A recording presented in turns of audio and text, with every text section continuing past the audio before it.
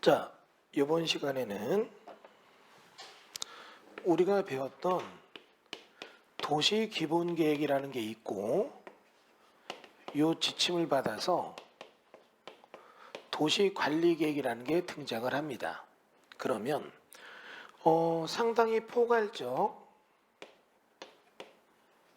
탄력적인 이 계획이 구체적으로 만들어지는 게 도시기본계획이에요. 그럼 이제 여러분 도시기본계획에 대한 내용 먼저 의의를 보면 이렇게 써 있죠.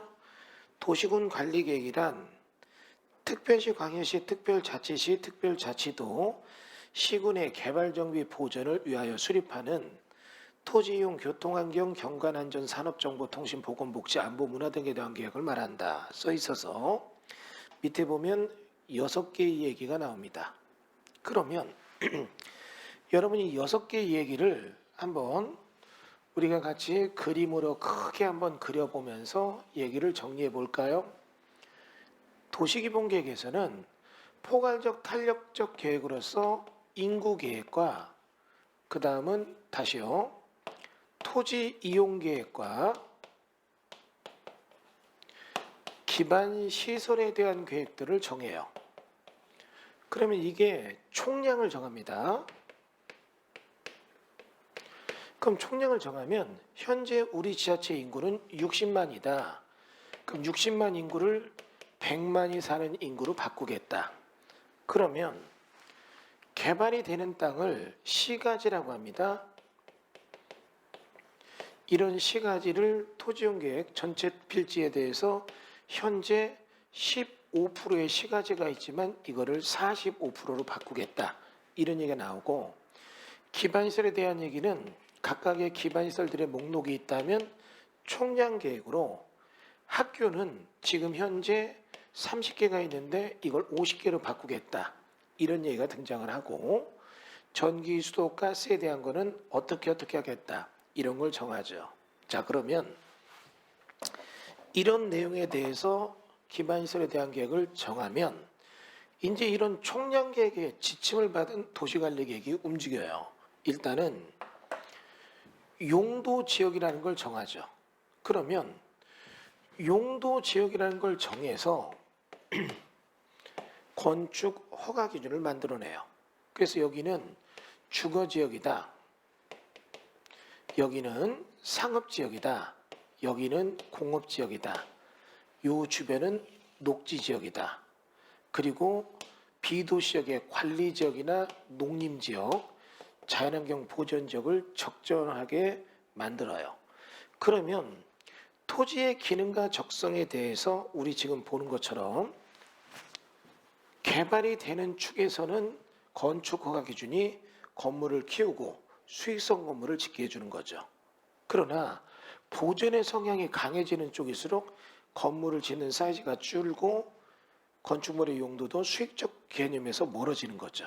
그러면 이렇게 기본적인 용도 지역이라는 것이 기본계획에 대한 인구 계획에 따라서 이 수치가 60에서 100만이 된다면 얘들의 시가지 면적이 점점 커지는 거고, 이해되셨죠? 자, 그러면 이렇게 해서 만들어지면 다시 용도지구라는 게 등장이 되고, 용도지구는 뭐냐? 동네 이야기.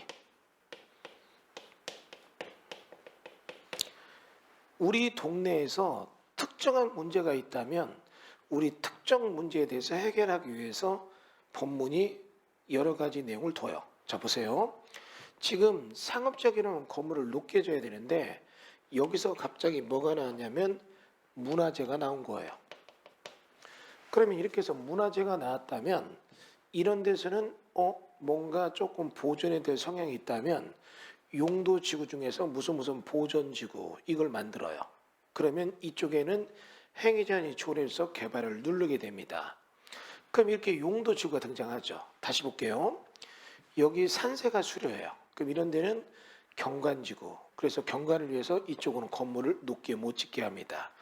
그럼 이런 식으로 용도지구라는 게 등장하고 다시 뭐가 등장하냐면 용도구역이라는 게 등장을 하죠. 용도 구역이라는 건 뭘 얘기하냐면 벽이에요. 벽. 벽이란 것은 뭔가 나가다가 더 이상 확장되지 못하고 막힐 때 이걸 벽이라고 하죠. 그래서 나중에 배우겠지만 용도 구역은 대표적으로 개발이 되다가 주변은 더 이상 개발할 수 없다. 개발 제한 구역, 그린벨트라는 게 만들어지죠. 그러면 개발은 가다가 저지돼요. 이런 게 도시 관리 계획으로 만들어집니다. 그러니까 실질적으로 도시의 구체적 모습을 그려내고 있잖아요. 그러면 용도 지역지구 구역을 만들어내고 그리고 그 다음에 이런 식으로 학교를 30개에서 50개 만든다면 학교의 위치는 어디가 될 것인가 그 위치를 구체적으로 그려내요. 시골도 학교는 있어야 되니까. 그럼 이런 기반 시설 설치 정비 개량에 대한 얘기, 이런 식으로 기반시설에 대한 설치 정비 개량에 대한 얘기가 구체적으로 도시관리계획에 나오게 되죠. 그리고 가만히 보니까 이렇게 시가지가 있지만 여기다가 신도심을 좀 만들어야겠다. 그러면 신도시를 만들기 위한 도시 개발 사업에 대한 얘기가 도시관리계획에서 구체가 되는 거예요. 그럼 이렇게 해서 여기는 도시개발 사업에서 신도시가 들어서는 거고, 다시 도시로 딱 와보니까 여기가 주거지역이 있는데 이 주거지역이 오래되다 보니까 여기는 좀 바꿔야 된다. 싹 부시고 다시 짓자. 여기서 어떻게 해요? 정비사업에 대한 얘기가 등장을 하는 거죠. 그러면 도시관리계획에서 구체적으로 큰 그림을 그리면 이런 식으로 도시가 정비가 돼요. 그리고 그게 끝나고 나면 갑자기 지구단위 계획 나오는데, 여러분 이제 지구단위 계획은 나중에 배우겠지만 지구단위 계획, 이제 여러분 이게 핀셋 초이스예요. 좀 더 구체적으로 딱 찍어서 하는 거죠. 개발 압력이 이 지역에 높다면 여기다 상업지역으로 해서 행위전을 뒀어요. 그리고 여기에 지금 이 섹터가 굉장히 중요한 더블 역세권이에요. 그럼 이런 더블 역세권이 있는 이 동네에 우리 지금 보는 것처럼 여기에 법원검찰청이 들어왔다면 여기는 입지가 너무 좋으니까 여기 전체 섹터를 하나의 지구로 해서 단위 계획을 세워요. 그러면서 여기가 상업적이면 개별 필지마다 건물 질 수 있는 게 여러 개가 있는데,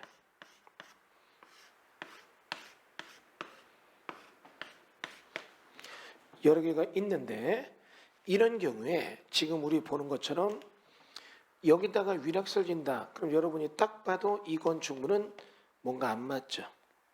그러니까 여기는 하나의 지구를 단위로 해서 여기다 건물 짓는다면 이런 건물들은 모두 업무시설로 들어와라. 그리고 여기다 건물을 짓는데 여기는 법원검찰청 앞에 있는 요거 사거리는 여기서만은 위락과 숙박시설을 요 블록에서 인정해 주겠다. 가만히 보니까 이쪽 길 건너에서는 엄청난 주거단지가 있으니까 위락과 숙박시설에 대한 건 이쪽으로 물려서 얘들과 이쪽 충돌을 막는 거예요. 그리고 이쪽 주거단지가 있고 이쪽에는 요거 상업 쪽에는 여기서 건물 질 때는 교육시설과 판매시설 져라. 그러면 이렇게 해서 진다면 하나의 지구가 단위를 이루어서 도시에 필요한 기능을 좀 더 효율적으로 구체적으로 이루게 되죠. 이런 게 뭐다? 지구 단위 계획이에요. 그러면 이런 지구 단위를 만들어내고 다시 여기 보니까 상업적이 있는데 여기가 요렇게 해서 요 자리에 이제 상업적이 이쪽 있죠? 요렇게 해서 상업적이 있는데 여기가 역세권이에요.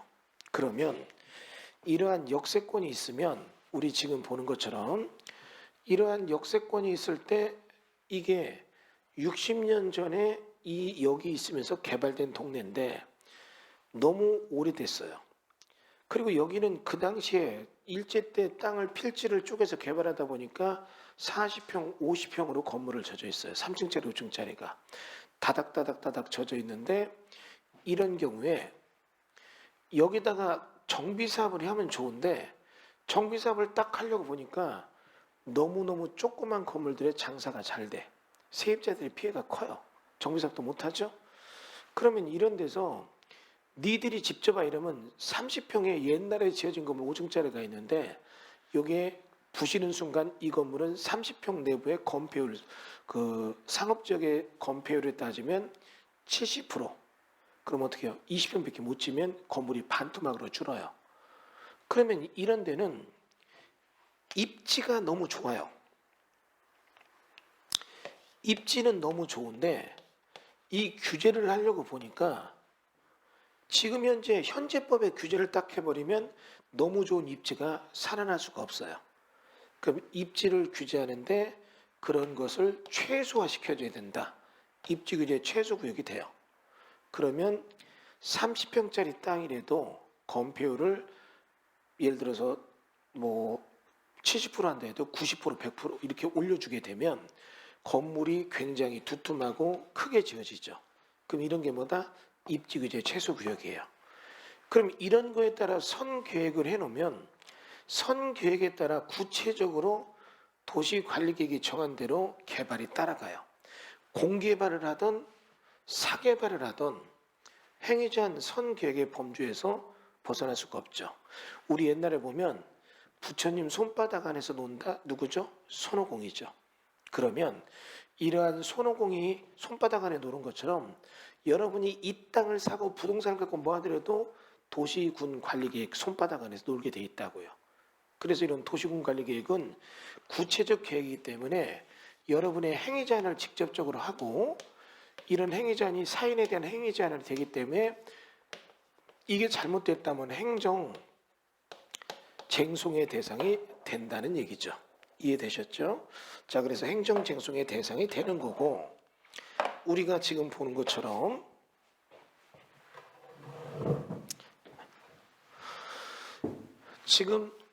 그래서 우리 지금 보는 것처럼 도시군 관리계획 내용은 용도, 지역, 지구, 구역이 나오죠. 그런데 여기 구역을 보면 개발제한구역, 도시자연공구역, 시가조정구역, 수산자원 보호구역이죠. 얘들은 개발의 저지선을 이뤄요. 그러니까 어떻게 해요? 외울 때 용도, 지역, 용도, 지구, 용도, 구역 외우는데 근데 여러분 이제 처음 듣는 분을 위해서 그냥 용도, 지역, 지구, 구역은 좀만 지나면 입에 배요. 근데 시험 볼 때 가끔 아주 쉬운 문제 중에 이런 게 나옵니다. 다음 내용 중 성향이 다른 것을 고르시오. 1번에 개발제한구역, 2번에 도시제한구역, 3번에 시가조정구역, 4번에 수산자원 보호구역, 구역 나오죠? 그러면서 밑에 있는 지구단위나 입지규제 최소구역 이게 튀어나와요. 그럼 여러분 이거 외울 때 이렇게 외우면 돼요. 얘들은 개발을 많이 내는 쪽이고 얘네는 개발을 억제하는 쪽이고 이해되시죠? 외울 때 우리 보면 도시가 있는데 개도시 이렇게 외우세요. 개도시는 물이 안 좋다. 그러니까 개도시 수. 그러니까 개도시는 물이 안 좋다. 안 좋다는 얘기는 누른다는 얘기예요. 그러니까 개도시구 외울 수 있죠? 개도시는 물이 안 좋다. 그래서 이렇게 외우는데 여기 보면 지구단위 2분 뭔가 개발을 낸다. 누르는 것과 올리는 것. 그래서 여기 지구단위 계획구역과 입지규제 최소구역은 개발에 힘을 내주는 거예요. 외울 때 이렇게 외우세요. 여러분 이렇게 내가 남의 회사에 차 들고 들어갈 때 이걸 지입차량이라고 하더라고요. 지입차량. 지입차량 들어간 데는 장사가 잘 되는 데예요. 장사 안 되는 데는 지입차량 안 들어와요. 장사가 잘 되는데 내가 예를 들어서 화물차 회사 한다. 그러면 뭐 어떻게 해요? 오다가 많이 들어올 때는 화물차 가진 사람은 지입차량 쓰잖아요. 우리가 오다 따고 개별 차주들이 쓰고 그 지입차라고 하는데 이런 지입차는 잘 된다. 이해되시죠? 외울 때 개도시 물 안 좋다. 지입차량은 잘 나간다. 이렇게 외우시면 돼요. 근데 문제는 이거죠. 개도시 물 안 좋다. 뜻은 이게 외웠는데 뜻은 모른다. 그러면 어떻게 해요? 안 외워도 됩니다. 시험에 이런 문제 안 나와요. 다음 중 어디가 물이 안 좋은가? 1번 소도시, 2번 말도시, 3번 개도시 이런 거 안 나와요. 자, 다음은 우리 보는 것처럼 기반시설의 설치정비 개량. 이건 제가 예전에도 얘기했죠. 도시 기본계획에서는 기반시설에 관한 계획, 포괄적 탄력적이죠. 그러나 도시군 관리계획은 기반시설의 설치, 정비, 개량에 대한 사업. 이 뭐예요? 구체적이잖아요. 이해되셨어요? 그래서 지난번에 시험 볼 때 이게 한번 나왔어요. 다음 중 도시군 관리계획 내용이 아닌 것을 고르시오. 1번 용도지역의 지정, 2번 도시자원구역의 지정, 3번 기반시설에 관한 계획. 이게 딱 나오죠. 기반시설에 관한 계획이 아니라 기반시설의 설치, 정비, 개량에 관한 사업이죠. 이해되셨죠? 예. 자, 그 다음에 도시개발사업이나 정비사업, 그리고 지구단위 입. 이해되셨어요? 요게 도시군관리계획 내용입니다. 자, 그 다음은 법적 성격. 보시는 바와 같이 이거는 행정계획으로서 여러분이 행위제한 받기 때문에 구속적 행정계획으로서 행정소송의 대상이 된다. 이해되셨죠? 네, 그래서 요 얘기가 나오는 거. 잘됐다 잘못됐다 얘기할 수 있는 거예요. 그 다음은